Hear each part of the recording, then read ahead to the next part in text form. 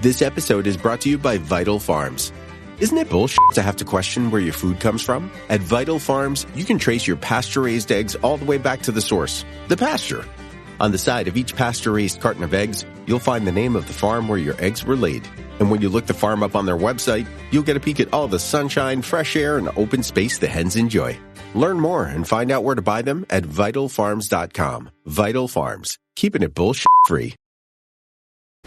This episode is brought to you by Klaviyo, the platform that powers smarter digital relationships. With Klaviyo, you can activate all your customer data in real time, connect seamlessly with your customers across all channels, guide your marketing strategy with AI-powered insights, recommendations, and automated assistance, deliver experiences that feel individually designed at scale, and grow your business faster. Power smarter digital relationships with Klaviyo. Learn more at klaviyo.com/Spotify. That's KLAVIYO.com/Spotify. Welcome to the HCI family of podcasts. We're your source for personal, professional, and organizational growth and development. We share our own original research, explore industry trends, and interview executives and thought leaders from across the globe. Join us for practitioner-oriented content around all things leadership, HR, talent management, organizational development, and change management. Maximize your personal and organizational potential with the HCI family of podcasts.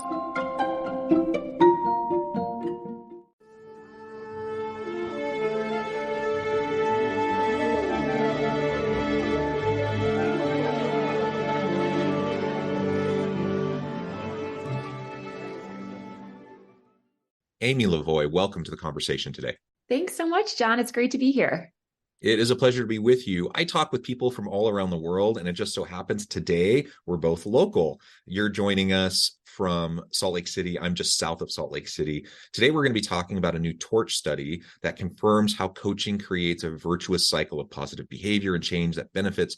There's so many really great outcomes from the study, and we're going to try to unpack that and better understand some of what this means for organizational leaders today. As we get started, I wanted to share Amy's bio with everybody. Amy Lavoie is responsible for enabling a culture at Torch where people can thrive. She has spent her career studying and practicing the science of happiness and success at work, both as an internal HR practitioner and an external consultant, guiding some of the world's leading organizations on how to engage their people for outsized performance. Most recently, Amy led the development and integration of people science into products, messaging, and services for Glint, LinkedIn, and Microsoft. I could go on, but I'm going to pause there, Amy. Anything else you would like to highlight by way of your background or personal context before we dive on into the broader conversation? No, I think you covered it well. Just say that I'm really passionate about using technology to create more humanity in the world of work. And I just am really excited about this new research because I think it helps us to better understand how we can influence that and do that. And coaching is just has had a really meaningful impact on me and something I wish more people can benefit from. I definitely think everyone can benefit from it. It's kind of like therapy. I think everyone should have a therapist. I think everyone should have a coach. And whether it's formal or informal coaching that happens, everyone needs that personal board of advisors that you can lean on, get the coaching, get the mentoring, get the support you need to go through the stages of career development, because it's just too complicated. It's too hard. It's too messy, and everyone needs support. I could not agree more. It's like if you're only being coached by, your own brain or the voices in your head, like it is really hard to make sense of things. And you've probably experienced it, John. I know I have, like, absolutely transformational impact when you have someone that can just listen and ask you questions and help you. Really, what coaching does, it kind of helps you find the answers within you and help you to kind of just get out of your own way, which a lot of us do, work through really complicated things that happen when we interact with humans. And it's just an amazing resource that I'm so excited technology has enabled to be able to make it more accessible to more people. Yeah. And I think sometimes we dig at technology, right? And we say we're losing the humanity through AI and various innovations and automations and such. That doesn't need to be the way it is, though. Like, we absolutely can have technology and humanity go hand in hand, and they can mutually reinforce and allow us to do things in better ways. You mentioned the voices in our heads. I think that's a scary thought. The voices in my head, I want to get out of my head as much as possible, and hear the voices of other people and get the input and, leverage what other people can share with me to help shape my self-reflection. All of that's just really important. So this is what we're going to dive into as we talk about this torch study. Why don't you start by painting the picture for us, kind of the background behind this study, why this study in particular, why now, and then we can start to talk about some methodology and some of the key findings.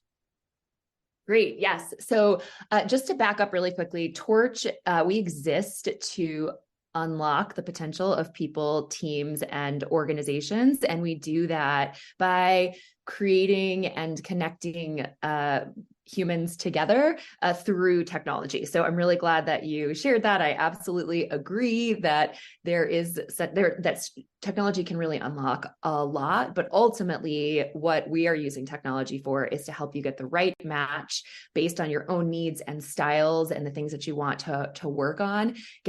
We use algorithms to help connect you with someone who we believe you will hit it off with right away, because that can actually be a pretty big barrier to entry. And we use technology to help you have access to coaches no matter where in the world you are, using screens and technology. You don't have to be in an office in the corporate headquarters, and available to go meet with someone in person. And so we also can use the technology to help really make sure that the coaching you're getting is aligned to the organization's strategies and priorities in a way that we just couldn't do it before, which is why only those at the top of the house seem to have the resources to get coaches in the past. So that's a little bit about Torch. And, I think one thing that I've always seen and believed is that culture is happening whether or not we do anything about it.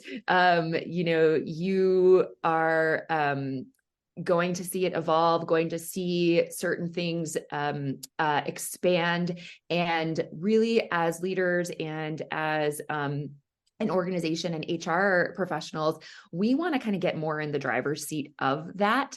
But it's very hard to do, right? Because so much of culture happens in the day-to-day norms, decisions, what's being reinforced or being punished in an organization. And you can't be in the middle of all of that. So how do you enable the people that are in the middle of more of it to be able to be a positive force for good with creating the culture that you want and the culture that you need to drive your business forward?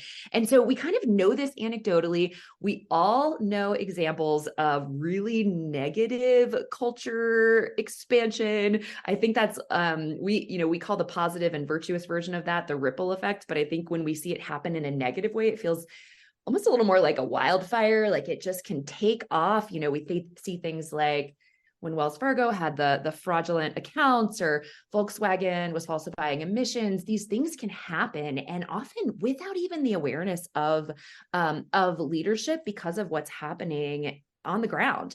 And so we want to really understand, what can we do to try to influence that positive change, and what are the most effective ways to do that? And our customers are telling us, and we experience it, that when they invest in coaching, it's not just that leader who has the coach who's improving. It's expanding, and it's like all these things are happening, but it feels really intangible. They know it, their teams know it, but how do you convey that to the leadership team? And that's what we were embarking on. There really is not great research to help quantify that and understand what are the levers you can pull and what are the things that you have the biggest impact on when you invest in coaching. So that's what this research was all about, is understanding and kind of quantifying what we call that ripple effect that happens when you bring coaching into an organization. Yeah, the positive ripple effect. I sometimes think about the negative downward spiral, the wildfire that you were talking about. That's the kind of more negative side, for sure. Thinking of ways also to democratize coaching, because like you said, traditionally, it's really top executives, senior leaders who tend to be the ones that get the coaches. And we know that leaders at all levels of a hierarchy, really everyone, could use a coach. But it's expensive, it's time consuming, right? And so there's all these reasons why it doesn't happen. And so finding ways to democratize that, or at minimum to leverage the impacts of the coach on the individual leader for their broader team is going to be really, really important.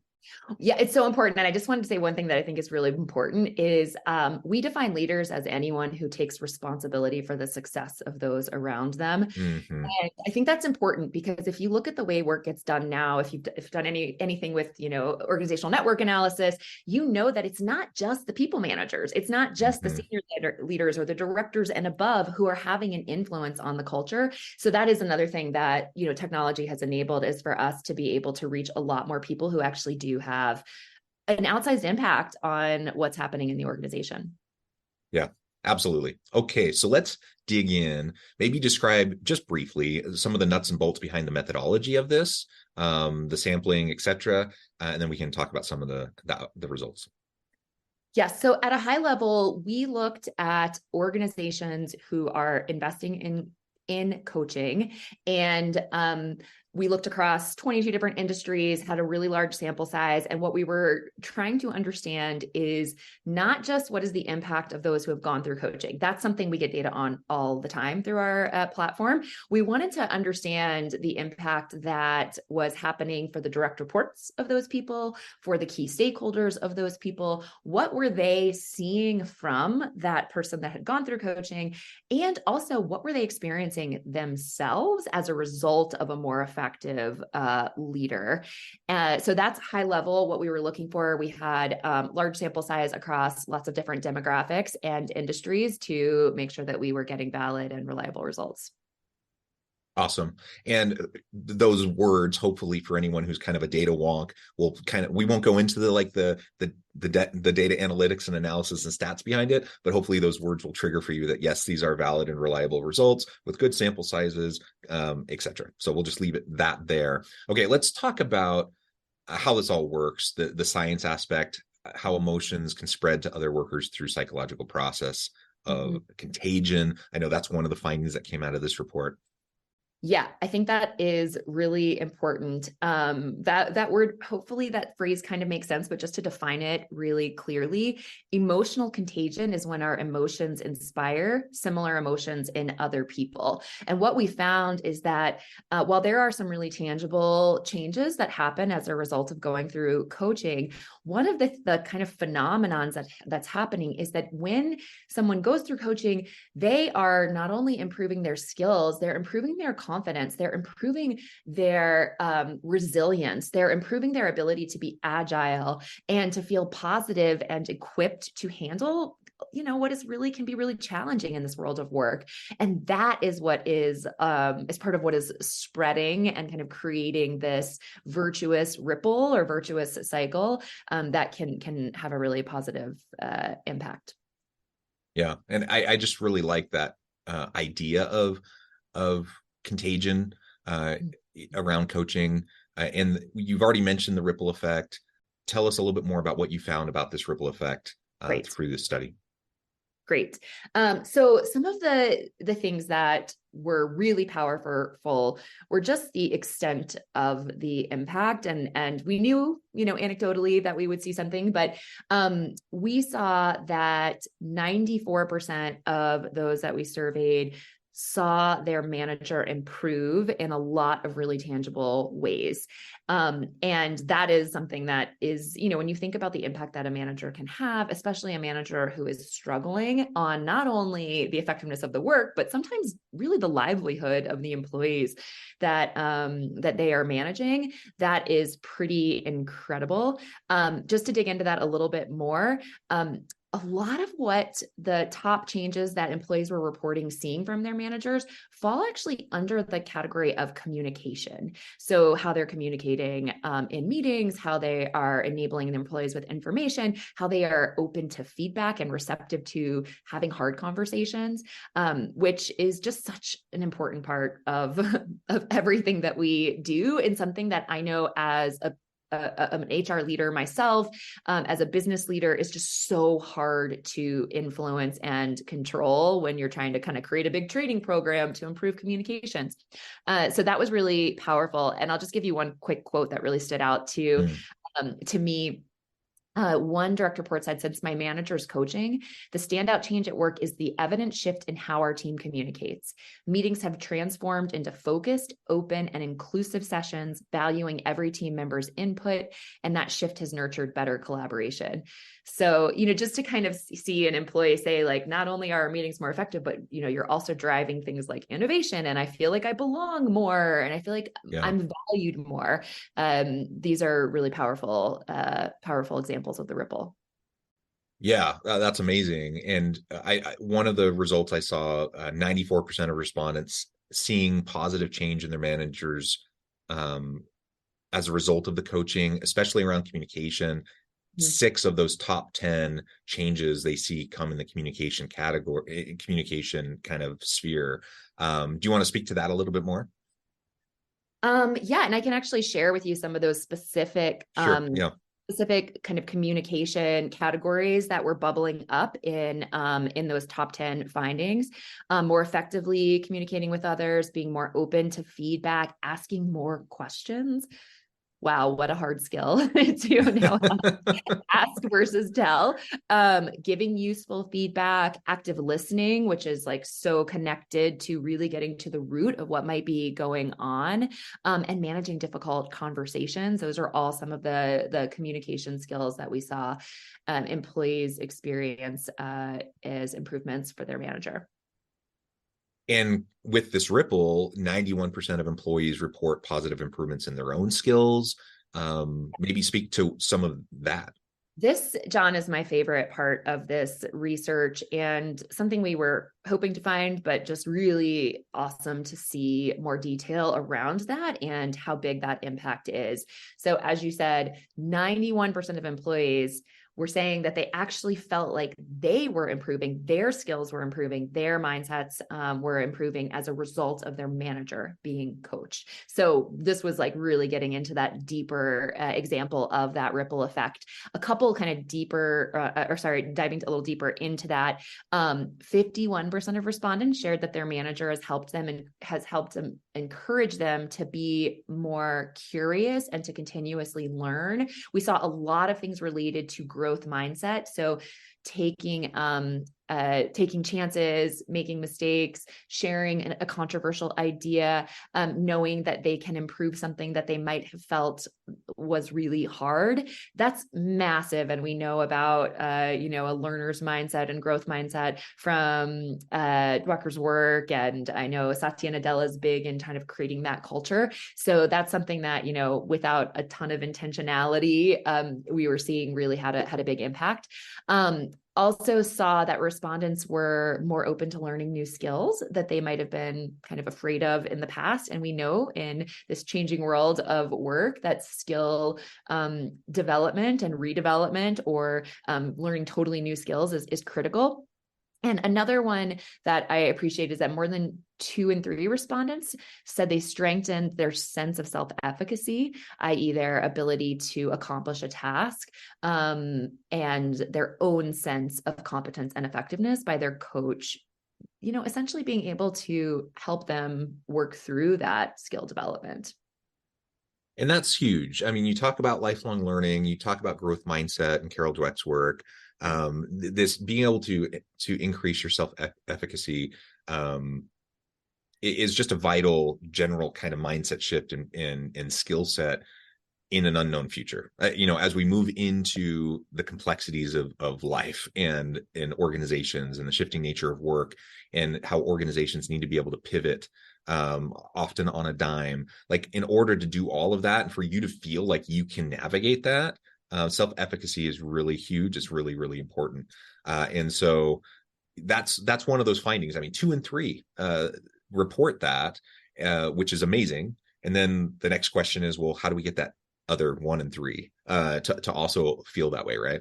Right. Absolutely. Yeah. And, I think one of the most important skills that managers should have is not just making, that other third get there, but also being able to talk openly if it's not the right path for them or not the right role for them.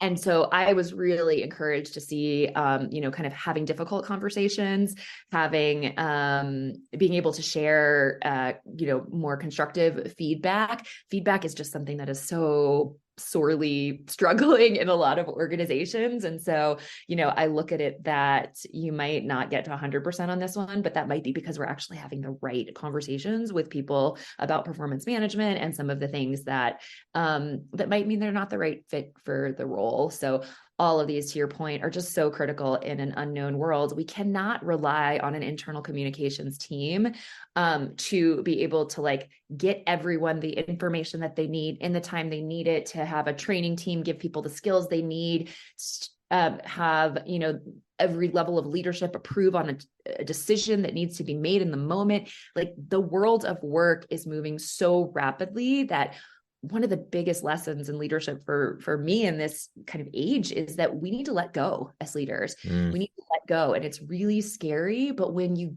give people at all levels the organization the skills to know how to make decisions, how to have hard conversations, when to raise things up, when to just move forward, that's when the magic happens and when we can pivot and respond to this change quickly.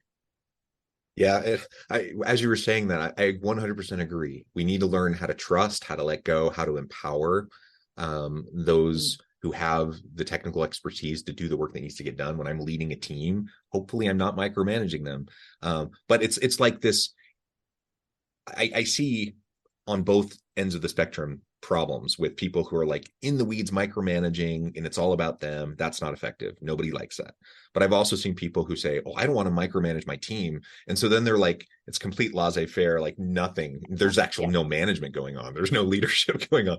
There's no support going on. Obviously, neither of those are good or effective. And so we need to simultaneously, develop trust, mutual accountability and trust with our teams. Part of that is those performance conversations. Part of that is having accountability measures in place. You still have to lead. You still have to set a vision. You still have to have those conversations. You still have to support. And that's nothing we've said today is rocket science. There's lots of research behind this that's been done in academia for years. Lots of industry studies that have looked at some of the different principles we talked about. And so this report is really shining a light on coaching specifically, but none of this is rocket science, but it's all really hard to do because you get so caught up in your day-to-day in putting out fires and just responding to all the immediate pressures that you don't do the simple things consistently that need to happen in order to have the positive culture, to have the trusting relationships, and to accomplish all these other things we're discussing. Oh my gosh, it's so true. And, I joke about, we're a coaching company. We were founded by two executive coaches and clinical psychologists, and we have to work all the time on things like having difficult conversations and, not, that candor is kindness and not just always being nice and empathetic, because we're a very human first, relationships first company. It's hard to do. And we have experts in our company all over our team, and it's hard to do. And I love the point you made, John, about how, you kind of have these two extremes of what we've seen with either too much management or too little. And I think that's really been exacerbated in a distributed world of work. You have in the absence of sort of so much, just ability to kind of see everyone day in and day out. And in those in-between times, you've got the managers that just dig in and try to micromanage. And then you've got some that just are almost well, I trust they're getting things done, and maybe they'll let me know when they need something. And the truth is that the sweet spot is in the middle. And when things are hard, like conflict and talking about things where we may not know all the answers, a lot of our tendencies are to kind of clam up and to shut down and to, let's just go focus on putting out the latest fire of the day or check off the to-do list, when the real thing that we need is some of this deeper connection and communication. Absolutely. Amen.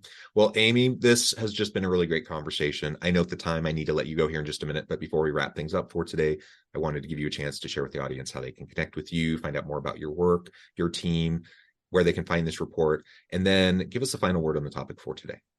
Awesome. Okay. Well, please don't hesitate to check us out at torch.io. You can find access to this latest report and a lot of other resources that we put out to help kind of create these coaching cultures internally.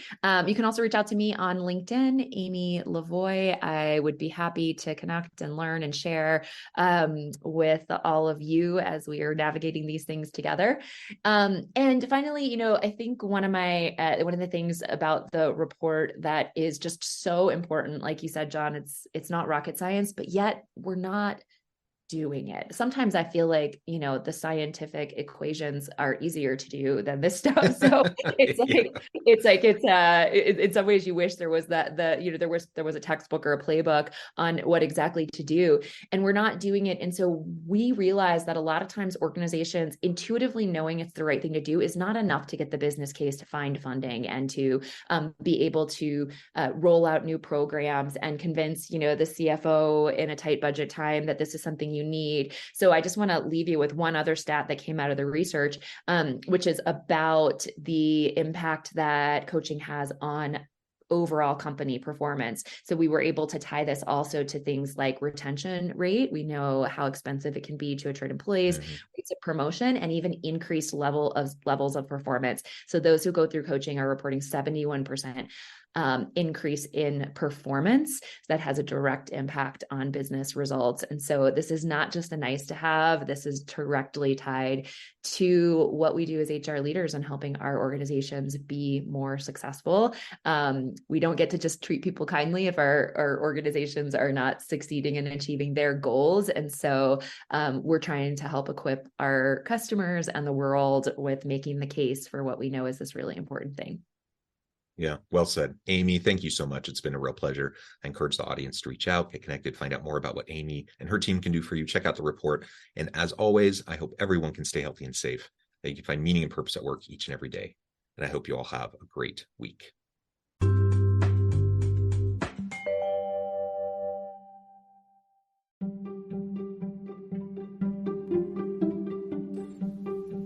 Thanks for joining us for this episode of the podcast. We hope you stay healthy and safe, and please join us again soon.